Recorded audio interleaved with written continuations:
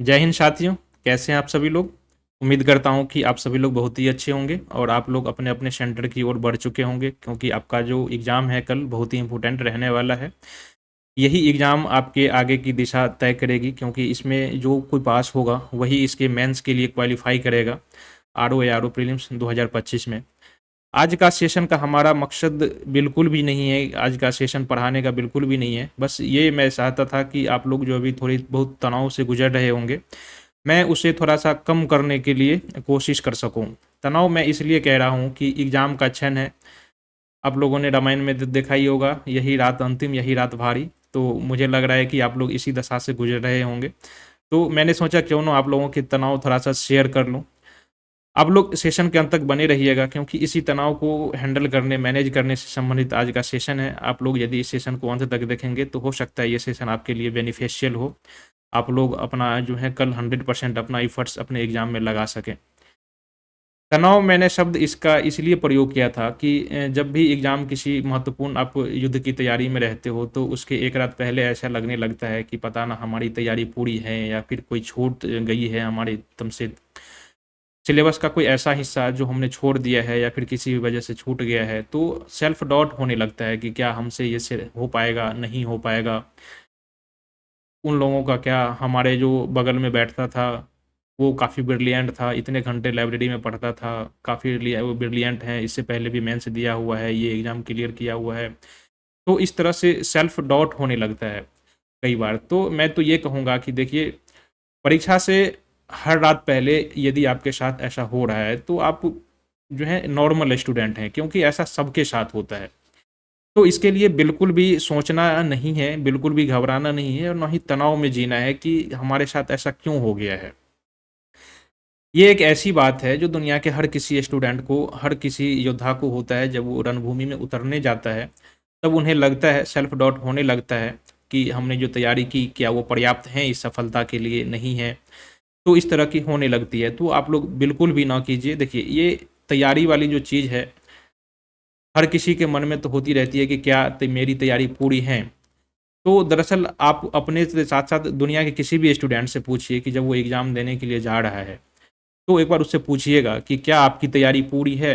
तो वो हँसते हुए जो है, एक रेडीमेड मुस्कान जो है वो आपके समक्ष ला देगा। तो आपको इसकी मुस्कान से देखकर समझ आ जानी चाहिए कि वो जो है ना, बस कवर कर रहा है, अपने अंदर की जो फ़ियर है उसको ढकने की कोशिश कर रहा है। दरअसल तैयारी एक ऐसी चीज़ है जो बहुत बड़ी चीज़ होती है।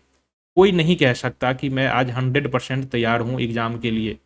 तैयारी एक ऐसी चीज़ है जो कभी पूरी ही नहीं होती।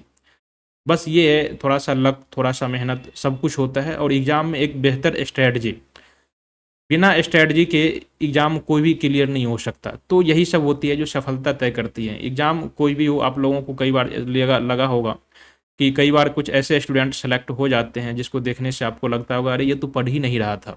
ये मेरे बगल में बैठता था, इसको तो कुछ भी नहीं आता था, फिर भी इसका सिलेक्शन हो गया। कभी नहीं पढ़ते देखा, ये इसको 2 घंटे 3 घंटे पढ़ते देखा। आखिर क्या वजह है जिसके कारण उसका सिलेक्शन हो गया? वजह सिंपल है दोस्त। उचित समय पर उचित निर्णय लेना, स्मार्ट स्टडी, यही सब कुछ तरीके होते हैं जिसके वजह पर जो है कोई सफल हो सकता है। आप लोगों ने एक लंबी रेस के घोड़े और जो होती हैं एक जो कोल्हू के बैल जैसी कहावत आप लोगों ने बड़े बुजुर्गों से सोचा ही होगा। बहुत सारी इस तरह की कहानियाँ सुनी होगी। इस तरह की कहानियाँ आप लोगों को केवल बड़े बुजुर्गों की तरफ से नहीं मिली होगी। इतिहास में ऐसी कहानियाँ जो हैं भरी पड़ी है। मैं यहाँ पर आप लोगों को कुछ एग्ज़ाम्पल देने की कोशिश कर रहा हूँ और आप लोगों की फ़ियर इस एग्ज़ाम्पल के माध्यम से दूर करने की कोशिश कर रहा हूँ। मैं पहला एग्ज़ाम्पल ले रहा हूँ। आप लोगों ने इतिहास में, प्राचीन इतिहास में सुना होगा कि जब 326 ईसा पूर्व जब सिकंदर ने भारत पर आक्रमण करने की कोशिश की थी, तो उस समय जो जम्मू कश्मीर का इलाका है, वहाँ पर राजा पोरस जो है ब्यास नदी के ऊपर वाले इलाके पर वहाँ पर शासन कर रहा था, एक हिंदू शासक था। इसके राज्य पर सबसे पहले सिकंदर ने आक्रमण किया था। सिकंदर उस समय का बहुत ही महत्वाकांक्षी शासक था और दिग्विजय होने की जो है सपने देखता था और वो अपनी 1 लाख से ऊपर की सेना लेकर के भारत पर कूच किया था। उसके सामने ये पोरस की सेना एक छोटी-सी सेना थी, कहीं न टिकने वाला सेना थी और दूसरी तरफ सिकंदर की सेना जो पूरे विश्व विजय का सपना यदि देख रही थी, तो उसके पास उस तरह की योग्यता होगी तभी तो इस तरह का सपना देख रहा था ना। तो उस तरह की उसके पास काफ़ी योग्यता थी, उसमें दुनिया की सबसे शक्तिशाली सेना थी उस समय सिकंदर की, उसके पास आधुनिक हथियार थे, हजारों अनुभवी सैनिक थे। इसके बावजूद राजा पोरस ने उसे युद्ध में हरा दिया। पोरस के पास सीमित सेना थी, कम संसाधन थे, लेकिन आत्मबल के बल पर और एक सही रणनीति के बल पर उसने सिकंदर जैसी विश्व विजय सेना को हरा दिया। हराने के बाद भले ही इसे चूंकि यूनानी इतिहासकार ने लिखा है और कहा गया कि सिकंदर ने पोरस को हराया, लेकिन ऐसा बिल्कुल भी नहीं है। भारतीय इतिहासकारों की माने तो भारतीय इतिहासकार कहते हैं कि पोरस ने ही सिकंदर को हराया था इस युद्ध में, छोटी सी सेना लेकर के सिकंदर को हरा दिया था और बाद में उसके साथ जो है अच्छा व्यवहार कर दिया। यदि कोई राजा सामने वाले विरोधी दल को, दुश्मन को हरा देता, तब थोड़ी ना उसके साथ ऐसा उचित व्यवहार किया जाता। ठीक है, उसके साथ ऐसा हो ही नहीं सकता था। यदि सिकंदर हराता पोरस को तो कोई मान सम्मान जैसी चीज नहीं पड़ता। तो ऑब्वियस है पोरस ने ही सिकंदर को हराया होगा। तो पोरस ने जो है स्थानीय भूगोल, हाथियों का प्रयोग किया, गहरी समझ के साथ सेना को थका दिया था। अंततः उसे भी घायल होना पड़ा, लेकिन अंत में क्या हुआ, सिकंदर ने पोरस को पराजित नहीं किया, ठीक है, बल्कि क्या कहा, एक राजा को राजा की तरह सम्मान दो। ये यूनानी इतिहासकार लिखते हैं। तो एक हमने पोरस की कहानी और सिकंदर की कहानी देखी। एक छोटी सी साम्राज्य का जो राजा था पोरस, उसने सिकंदर जैसे सेना जो है विश्व विजय सेनापति को क्या कर दिया, उसने नाको चने जो होते हैं थे, नाको तले चबे चबाना, इस तरह की उसने दिखा दी। इतिहास में इस तरह की हजारों घटनाएं और भी हैं। मैं फिलहाल दूसरी घटनाओं आपको बता रहा हूं। वैसे यदि हम इस कहानी से यदि मैसेज देखना चाहें तो इसमें साफ संदेश है इसका कि यदि आपके पास आत्मबल और सही रणनीति हो तो सामने वाला चाहे सिकंदर ही क्यों न हो, आप अधूरी तैयारी के बाद भी जीत सकते हैं। यही मैं आपके एग्जाम जो आरओ का एग्जाम है इस पर भी अप्लाई करना चाहता हूँ। तैयारी किसी की भी अच्छी और पूर्ण नहीं होती। एग्जाम जितना भी डेट बढ़ा दिया जाए, हर किसी का किसी ना कोई सब्जेक्ट कम या फिर छूटा ही रहता है। तो सही तरीका तो वो होता है, सही जो सिकंदर तो वो होता है जो उचित समय पर उचित फैसला से ले, सही रणनीति अपनाए और एग्जाम में अच्छे मार्क्स लाए। मैं फिलहाल यहाँ पर दूसरी कहानी आप लोगों को समझ में दिखा रहा हूँ ताकि आप लोग सही रणनीति का जो महत्व है उसे समझ पाए। दूसरी कहानी है, आप लोगों ने देखा होगा, बाबर जब भारत पर आक्रमण किया था तो उस समय दिल्ली सल्तनत पर इब्राहिम लोदी का शासन था। इब्राहिम लोदी के साथ साथ राज्य के दरबार के बहुत सारे अन्य सेनापति ने बाबर को निमंत्रण भेजा था। युद्ध का निर्णय, जो युद्ध मैदान घोषित किया गया था, वो पानीपत का मैदान था 1526। ये प्रथम युद्ध था पानीपत का। बाबर के पास एक छोटी सी राज समय उस समय थी। बाबर बहुत बड़ा शासक नहीं हुआ करता था उस समय, मात्र उसके साथ जो है 12,000 की सेना थी। लेकिन यहाँ पर दिल्ली जैसा सल्तनत, पूरे भारतीय जो है उपमहाद्वीप का शासक था इब्राहिम लोदी, इसके पास 1 लाख की सेना थी। लेकिन बाबर के सामने टिक नहीं पाया। बाबर के पास मात्र 12,000 सैनिक थे। इन्होंने, आप लोगों ने सुना होगा ना, युद्ध का तुगलका लिपि, तुगलमा नीति और आरात जैसी जो नीति हैं, ये तुर्की रणनीति है युद्ध लड़ने की। सेना को आत्मबल से भर दिया था बाबर ने और खुद भी पूरी तरह से अनुशासित था। मदिरा छोड़ दी, सैनिकों के साथ सोया, मनोबल बढ़ाया। तो इस तरह की रणनीतियां थी बाबर के, जिसके बल पर केवल 12,000 के सैनिकों के बल पर उसने इब्राहिम लोदी की 1 लाख सेना को हरा दिया। ठीक है, तो आप लोगों को दो कहानी यहां पर जीता। यदि बाबर केवल मात्र 12,000 की सैनिक, आप देख रहे हो ना कितना बड़ा दूरगामी प्रभाव निकला। इसने 12,000 सैनिक से लड़ा हुआ जो ये युद्ध था, दिल्ली जैसे सल्तनत को समाप्त करके मुगल सल्तनत स्थापित कर ली। और 1526 में जो दिल्ली पर मुगल सल्तनत की स्थापना हुई, वो 1857 तक, यानी कि अगले 300 साल तक भारत पर शासन किया। यदि बाबर उस समय सोचता कि हमारे पास 12,000 ही सैनिक हैं, मैं दिल्ली जैसे सल्तनत पर कैसे आक्रमण कर सकता हूं जिसका पूरे भारतीय उपमहाद्वीप पर उसका शासन है, उसके पास इतनी सारी सेना है, यदि वो सोचता तो अपने जो उसके उत्तराधिकारी थे, हुमायूं, बाबर, औरंगजेब या फिर जहांगीर, शाहजहां, तो इस सब का उत्तराधिकार न आता।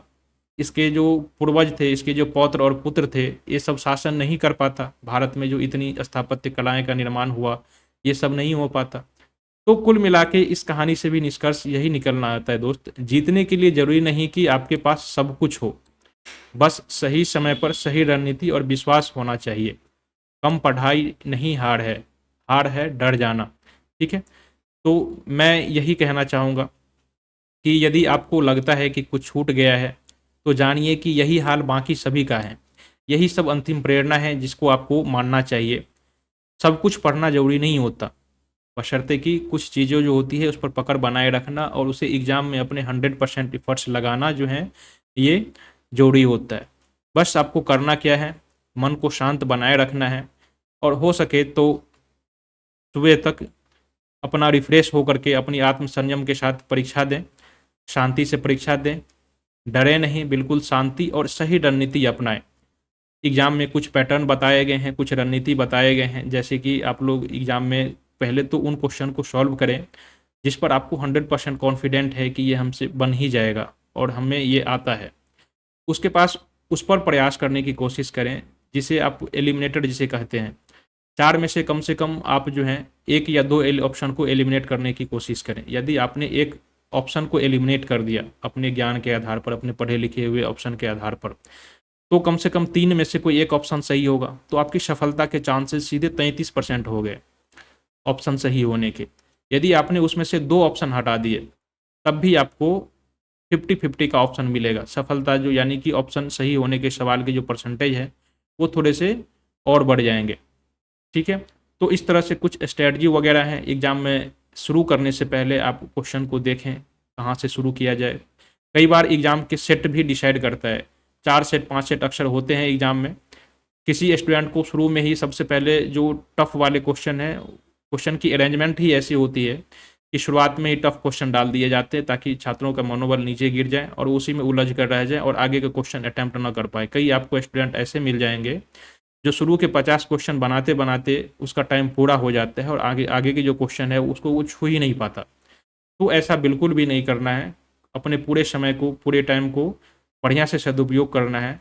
समय से पहले आपको 20-25 मिनट पहले तक आपको जो अंतिम क्वेश्चन है वहाँ तक पहुँच जाना है और उसके बाद कम से कम इतना समय ज़रूर रखिएगा बचा के कि दोबारा एक बार जो क्वेश्चन छोड़ दिया गया है आप लोगों के द्वारा रिव्यू के लिए, उसे दोबारा वापस जाके आप एक बार चेक कर सको।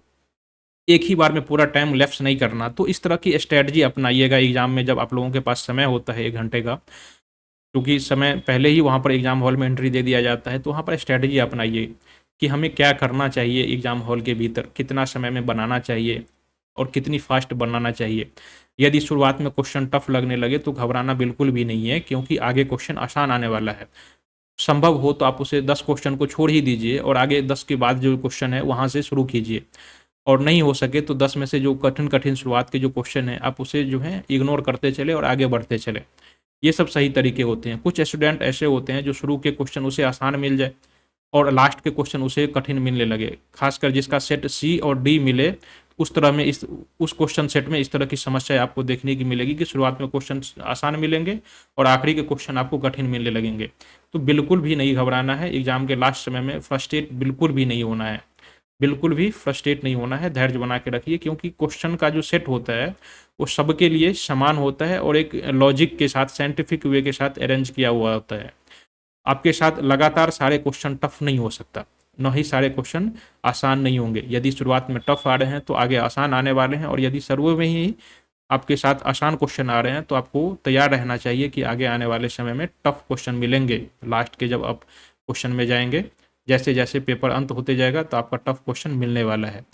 इस तरह की रणनीति अपनाइए कि यदि टफ क्वेश्चन आए तो हमें पसीना ना छूटे, हमें घबराना नहीं है, बस शांति के साथ एलिमिनेटर का उपयोग करना है या फिर क्वेश्चन जो सॉल्व है उसे रणनीति अपनाना है। लेकिन जो भी हो, आपका पहला राउंड जो है 20 मिनट पहले तक समाप्त हो जाना चाहिए और बाकी के जो 20 मिनट हैं वो आपको रिव्यू के लिए होना चाहिए। तो अपनी स्पीड को इतनी तेज़ी से आपको बढ़ाइए क्वेश्चन को, कि पहली बार में आप लोग जो हैं 20 मिनट पहले तक लास्ट क्वेश्चन को पहुंच जाए। यही सब कुछ तरीके हैं जिसके बल पर आप लोग अपने टेंशन को दूर कर सकते हैं और कॉन्फिडेंट जो है फील कर सकते हैं अपने आप को। मैं यही कहूँगा कि एग्ज़ाम का आखिरी समय है, मैं कुछ यहाँ पर आपको बोलना भी नहीं चाहूँगा और ना ही आपका समय लेना चाहूँगा। फिर भी आप लोगों के लिए यही कहूँगा कि आपके एग्ज़ाम के लिए बेस्ट ऑफ लक, और आप लोग जब भी आएँ तो हमें अपना अनुभव शेयर करें अपने चैनल पर। हमारा जो टेस्ट साथी का टेलीग्राम चैनल है, यूट्यूब चैनल है और व्हाट्सएप चैनल है, वहाँ पर अपने अनुभवों को साझा करें। आप लोगों ने हमारे साथ काफ़ी समय से पढ़ा है, तो वो भी शेयर कीजिए कि कहाँ से क्या चीज़ मिला, नहीं मिला। तो इस तरह की बातें आप लोग हमें शेयर करिएगा। सभी को बेस्ट ऑफ लक, धन्यवाद आपकी आगामी एग्ज़ाम के लिए। और मैं भगवान से प्रार्थना करूंगा कि आप सभी की प्रीलिम्स निकले और आप लोग मेंस में फिर से हमारे साथ आएँ जुड़ने के लिए, पढ़ने के लिए। धन्यवाद बहुत बहुत आप सभी का। एक बार फिर से कहूँगा, good luck to our student. धन्यवाद।